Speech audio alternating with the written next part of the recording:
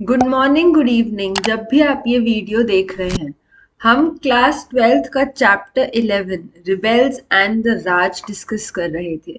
इसमें हमने अभी तक काफ़ी सारे एस्पेक्ट्स को डिस्कस किया था कि लीडर्स कौन थे, उनको फॉलो करने वाले कौन थे और एक क्या पैटर्न था।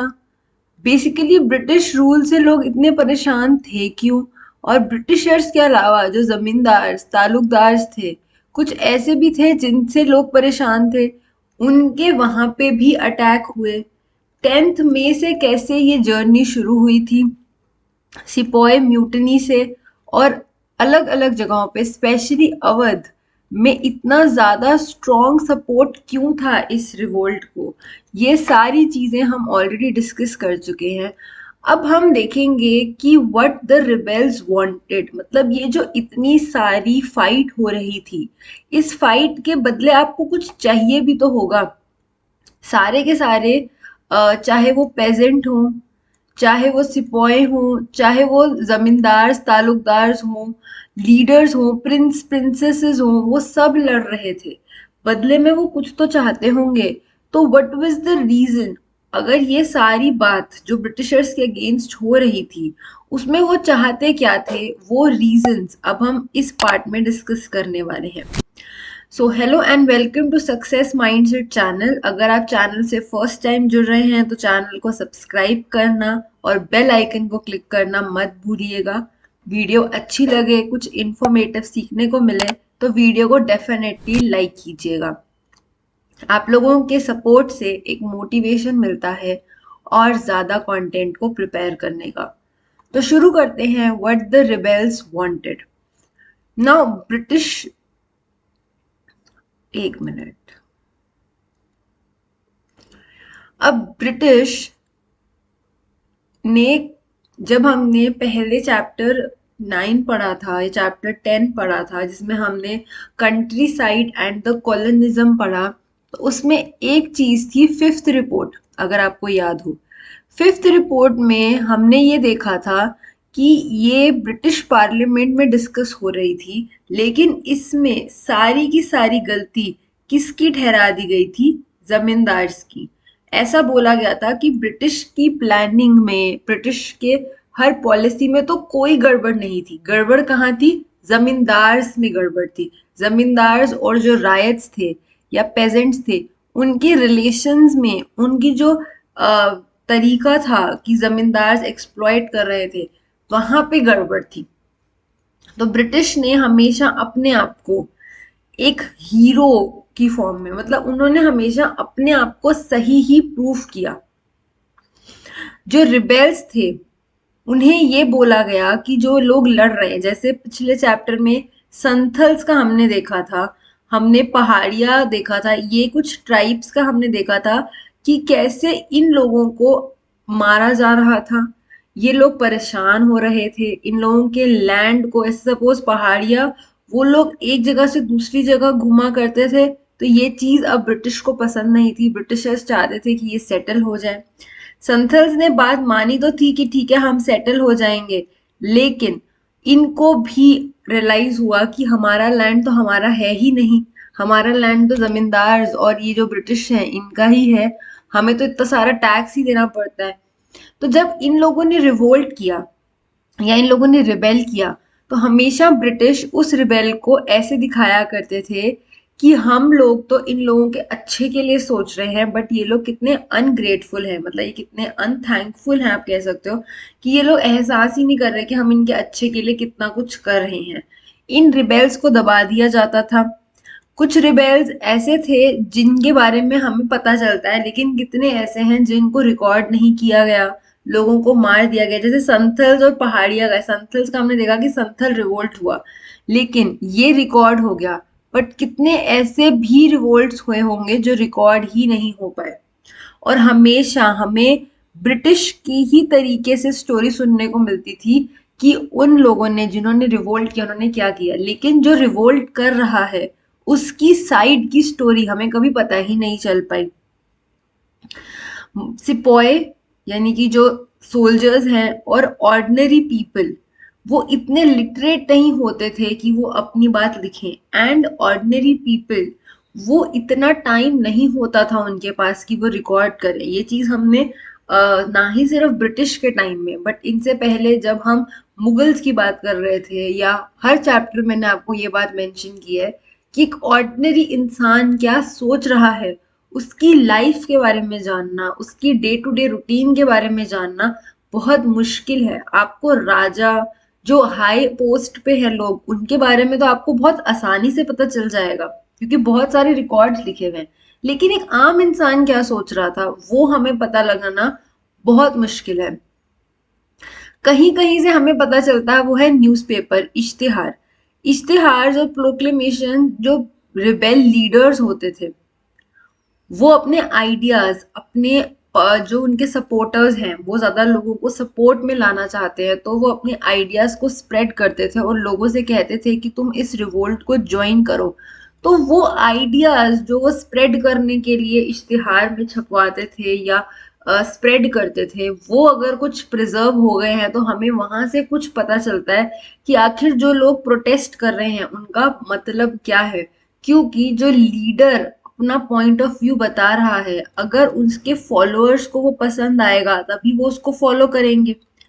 क्योंकि 1857 के रिवोल्ट में सिपाही, पेजेंट्स, रायत, तालुकदार, सबको ये रियलाइज हो रहा था कि ब्रिटिश गलत है।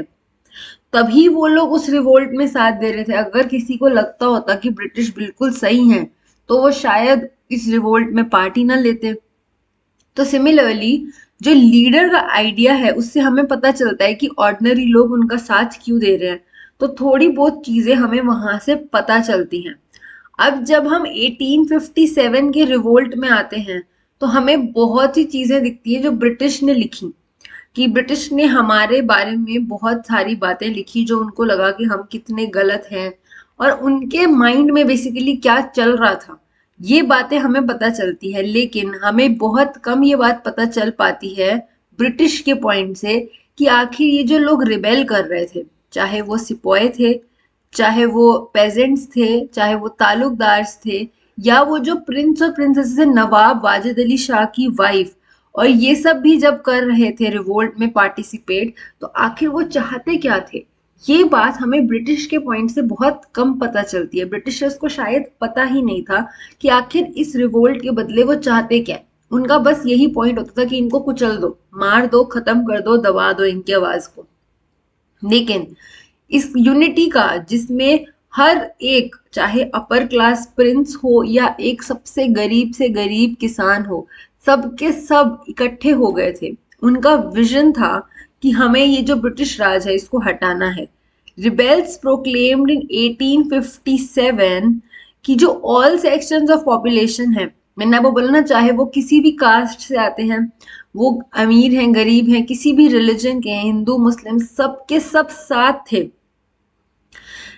जो मुस्लिम प्रिंस थे वो इशू कर रहे थे, और उन्होंने जब अपनी बात रखी, किसी भी प्रिंस ने जो मुस्लिम है, उसने ना ही सिर्फ अपने मुस्लिम रिलीजन के लोगों के सेंटिमेंट्स का ध्यान रखा, बट कि उसने हिंदू लोगों के सेंटिमेंट्स का भी ध्यान रखा। एंड सिमिलरली, कोई हिंदू प्रिंस है, या वैसे रानी लक्ष्मीबाई थी या पेशवा बाजीराव थे जो हिंदू थे, उन्होंने भी मुस्लिम लोगों के फीलिंग्स का भी ध्यान रखा। तो it was like a unity, कि वो जब अपनी बात कह रहे हैं, इररिस्पेक्टिव वो हिंदू हैं या मुस्लिम हैं, वो एक दूसरे की फीलिंग्स का भी इक्वली ध्यान रख रहे हैं। क्योंकि जो ये रिबेल था, ये वॉर ना ही सिर्फ किसी एक पर्टिकुलर कास्ट के विरुद्ध था, ये वॉर हिंदूज मुस्लिम्स इक्वली दोनों के लिए था। तो जब आप इश्तिहार देखोगे, अब इसमें ना ही सिर्फ रिलीजन, बट इवन जो आप रिच और पुअर की बात करो तो सभी साथ थे। क्यों? क्योंकि ब्रिटिशर्स की जो पॉलिसी थी, जो पुअर के रिगार्डिंग भी, जो उन्होंने इतने सारे रेवेन्यू उनसे लेने होते थे, उनके कारण तो हर इंसान ही परेशान था। अगर आप प्री ब्रिटिश पीरियड, यानी कि जब ब्रिटिश ने राज करना शुरू नहीं किया था, उससे पहले आप देखोगे इश्तिहार में, तो हिंदू और मुस्लिम्स हमेशा एक ग्लोरिफाइड को एग्जिस्टेंस में रहते थे। दोनों बहुत हार्मनी में रहते थे। It was basically divide and rule, क्योंकि अगर हम लोग सब साथ हैं, आपने वो स्टोरी सुनी होगी ना कि अगर 5 से 6 आप स्टिक्स ले लो, 5 से 6, तो आप उनको स्टिक्स को इकट्ठे नहीं तोड़ पाओगे, लेकिन अगर आप एक एक स्टिक को तोड़ो तो आप बड़ी आराम से तोड़ सकते हो। तो यूनिटी में बहुत स्ट्रेंथ होती है। तो हमारी यूनिटी थी कि हम अलग अलग कम्युनिटी साथ थे, चाहे वो मुगल एम्पायर का टाइम हो या अलग अलग जब भी कोई एम्पायर में रूल चल रहा था, तो अब ये कम्युनिटीज साथ में एग्जिस्ट कर रही थी। बहादुर शाह ने जब मतलब हमने स्टार्टिंग में जब इंट्रोडक्शन में देखा था कि बहादुर शाह के पास 10 मई को सिपाही आए कि आप हमें सपोर्ट कर दो, तो बहादुर शाह ने अपना जो ज्वाइन करा उन्होंने, तो उन्होंने ना ही सिर्फ मुस्लिम्स बल्कि उन्होंने हिंदूज और मुस्लिम्स दोनों के सेंटिमेंट्स का ध्यान रखते हुए फाइट, उन्होंने ये कहा कि बहुत मोहम्मद और महावीर दोनों के ही उन्होंने अपील किया लोगों को कि आप आओ और इस लड़ाई में अपना सपोर्ट करो, क्योंकि हमें इसमें जीतना है। डिस्पाइट ब्रिटिश अटेम्प्ट्स कि वो डिवीजन क्रिएट कर सके इनमें, बट ऐसा नहीं हो पाया। वेस्टर्न उत्तर प्रदेश में 1857 में ब्रिटिश ने 50,000 to incite the Hindu population against Muslim, मतलब उन्होंने, सोचो उस वक्त के टाइम में 50,000 एक बहुत बड़ा अमाउंट था तब के टाइम में, उन्होंने वो स्पेंड किया कि वो हिंदू पॉपुलेशन को मुस्लिम पॉपुलेशन के अगेंस्ट कर दे, मतलब रिलीजन के तौर से कुछ डिफरेंस क्रिएट कर दे, लेकिन वो ऐसा नहीं कर सके। ये बहुत इंपॉर्टेंट लाइन है, द अटेम्प्ट फेल्ड, उनकी सारी कोशिशें बर्बाद हो गई। एंड ये यूनिटी एक रीजन था कि 1857 का रिवोल्ट इतना स्ट्रांग हुआ कि इसको फर्स्ट वॉर ऑफ इंडिपेंडेंस कहा गया। Against the symbol of operation, proclamations completely rejected everything. जो भी चीज ब्रिटिश राज से रिलेटेड थी, फिरंगी राज से रिलेटेड थी, उसको जला दिया गया, छोड़ दिया गया।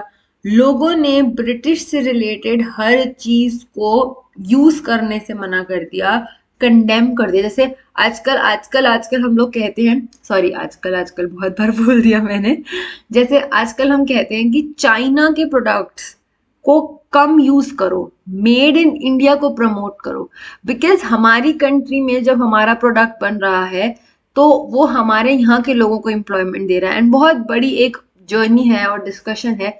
बट चाइना के प्रोडक्ट्स को अवॉइड करने की आजकल एक डिस्कशन चलती है, लेकिन हम कंप्लीटली शायद वो नहीं कर पाते, लेकिन उस वक्त के लोगों ने ब्रिटिश से रिलेटेड हर चीज को कंडेम कर दिया, यूज करने से मना कर दिया। और वहां के लोगों ने, रिबेल जो लीडर्स थे, उन्होंने कहा कि जो ब्रिटिश है उन पे हम कभी भी ट्रस्ट नहीं कर सकते, क्योंकि ब्रिटिश को था कि अब ये जो रिवोल्ट है इसको अब हमें खत्म करना है, चाहे हम इन लोगों को मारें या इन लोगों के साथ कुछ नेगोशिएशन करें कि भाई कुछ बात करें कि तुम ऐसा कर लो हम ऐसा कर लेते हैं, ठीक है, लोग शांत हो जाए बेसिकली। तो उन्होंने कुछ ट्रीटीज, कुछ बातचीत करनी शुरू की लीडर्स से कि आप बताओ आप क्या चाहते हो, हम आपकी बात मानेंगे, फिर आप ये लड़ाई करनी बंद कर दो। लेकिन लीडर्स ने ये बोला कि हम ना ब्रिटिश पे विश्वास नहीं कर सकते, ये आज तो कह रहे हैं लेकिन बाद में क्या पता है ये हमारी बात से मुकर जाए। तो ब्रिटिश जो लैंड था, रेवेन्यू सेटलमेंट, जो लैंड होल्डर्स थे बड़े या छोटे, उन लोगों ने सारे के सारे जो फॉरेन कॉमर्स था, आर्टिस्ट वीवर्स टू र्यून, उन लोगों ने ये सोच लिया कि हम वहां की बनी हुई कोई भी चीज यूज नहीं करेंगे।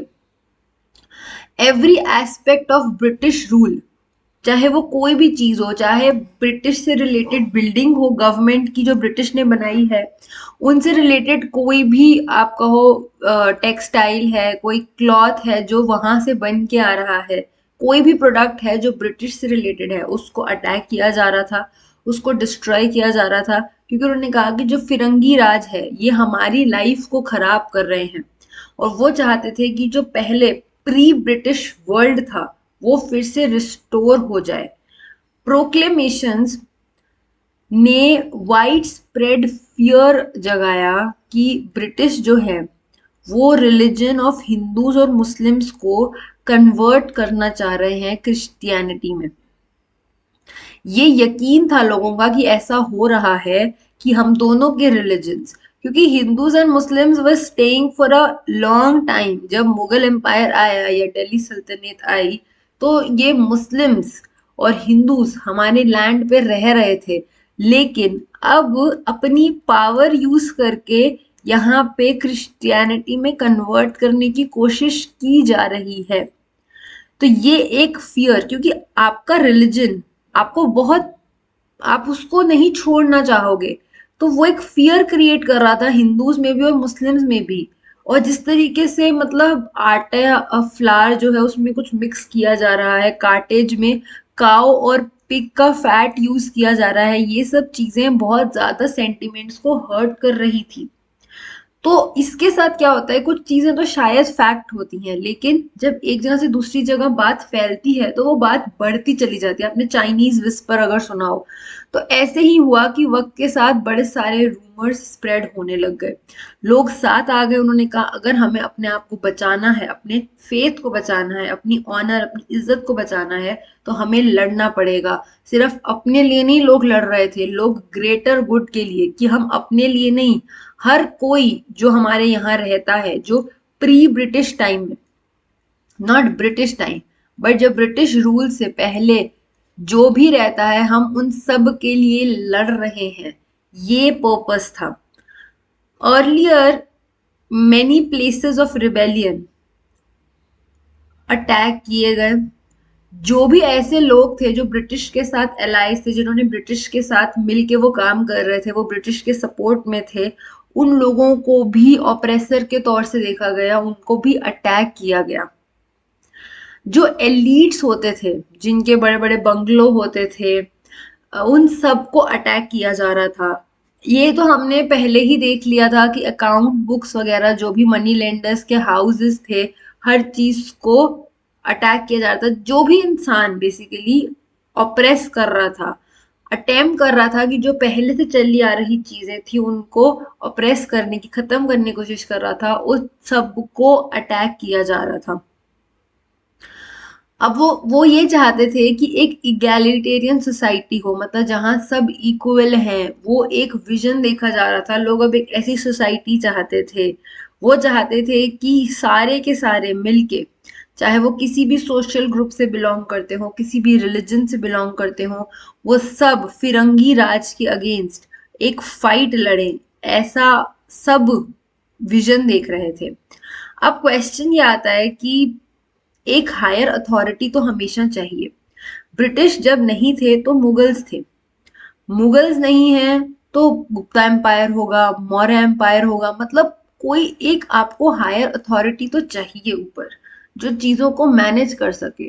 क्योंकि इवन एक गांव में या छोटे से छोटे एरिया में भी आपको पंचायत चाहिए।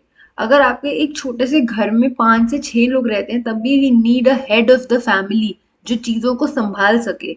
तो एक पूरे के पूरे इतने बड़े एरिया में हमें कोई तो ऑल्टरनेटिव चाहिए होगा अगर ब्रिटिश रूल हटता है। तो ब्रिटिश की जगह ऑल्टरनेटिव कौन हो सकता है, ये ढूंढा जाने लगा। तो ब्रिटिश रूल अगर कोलैप्स होता है तो दिल्ली, लखनऊ, कानपुर, उन्होंने ये बोला कि जो पहले, क्योंकि हमने ये चैप्टर 9 में पढ़ा था, सॉरी चैप्टर 10 में, जो सॉरी नहीं, colonialism and the country side से पहले किंग्स इन क्रॉनिकल्स, जिसमें हमने मुगल एम्पायर की बात की थी, तो मैंने आपको ये बताया था कि औरंगजेब के बाद से मुगल एम्पायर डिक्लाइन होने लग गया था।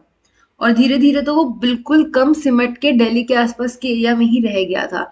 तो जो बाकी के एरियाज थे ना, वहां पे लोकल लीडर्स बहुत पावरफुल हो गए थे। तो ये देखा जा रहा था कि ब्रिटिश रूल अगर खत्म होता है तो वही लोकल लीडर्स जो दिल्ली, लखनऊ, कानपुर में थे, वो वापस से अपना इस्टेब्लिश करेंगे रूल, और उनकी अथॉरिटी जैसे पहले चल रही थी वही चलेगी।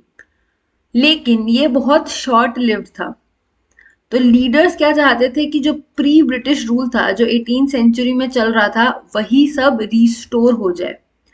लीडर्स चाहते थे कि जो उनका कल्चर है, जिस तरीके से उनके कोर्ट्स चल रहे थे, हमने नवाब वाजिद अली शाह के टाइम पे देखा कि उनको तो भेज ही दिया कैलकटा, लेकिन उनके अलावा जो उनके कोर्ट में पोएट्स थे, उनके कोर्ट में आर्टिस्ट्स थे, डांसर्स थे, म्यूजिशियंस थे, वो सब भी जॉबलेस हो गए, अब उनके पास कोई काम नहीं था।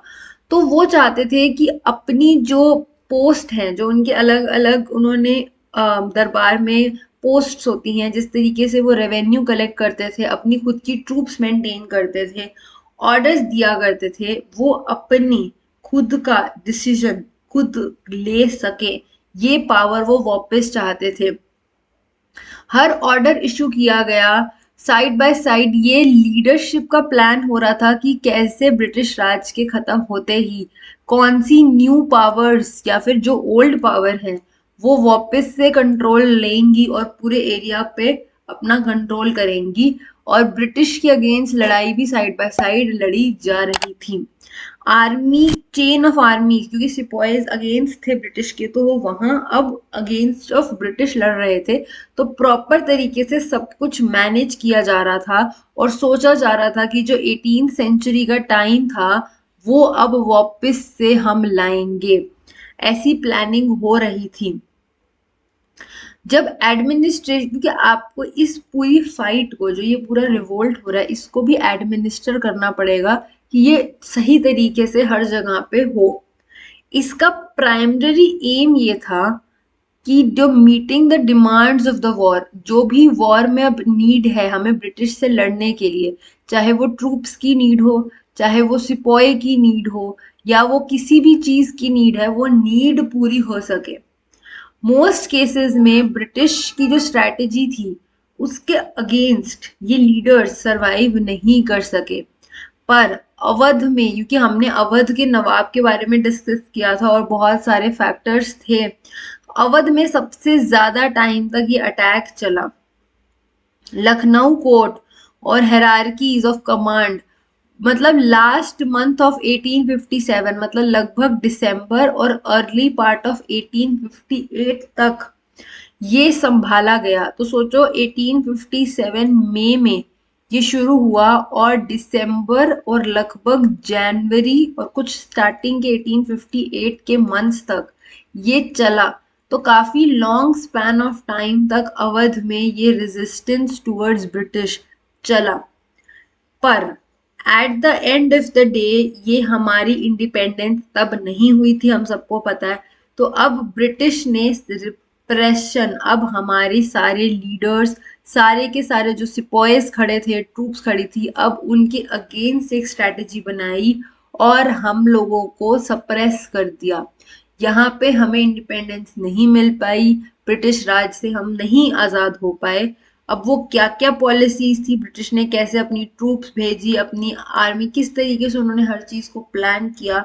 और इसके बाद जब हमने 1857 और 58 के रिवोल्ट को खत्म हो गया, तो ब्रिटिश को अंदर वो एक फियर था कि ये दोबारा ना हो जाए, तो वो अपनी हर स्ट्रैटेजी अब उस तरीके से ही बना रहे थे। इसमें हम आगे अब रिप्रेशन के बाद इमेजेस देखेंगे कि कैसे इंडिया में जो यहाँ के लीडर्स थे वो किस तरीके की इमेजेस को प्रेजेंट कर रहे थे, और ब्रिटेन में भी तो न्यूज़पेपर छप रहा था, तो ब्रिटेन में किस तरीके की इमेजेस जा रही थी, ये सारी डिस्कशन हम अगले पार्ट में करेंगे। अभी तक की वीडियो में अगर कोई भी डाउट हो तो आप मुझसे कमेंट बॉक्स में पूछ सकते हैं। वीडियो अच्छी लगी तो वीडियो को डेफिनेटली लाइक कीजिएगा। चैनल से फर्स्ट टाइम जुड़ रहे हैं तो चैनल को डेफिनेटली सब्सक्राइब कर लीजिएगा और बेल आइकन को क्लिक कर लेंगे तो आपको नोटिफिकेशंस आती रहेंगी। मिलती हूँ मैं अगली वीडियो में, तब तक के लिए कीप लर्निंग एंड कीप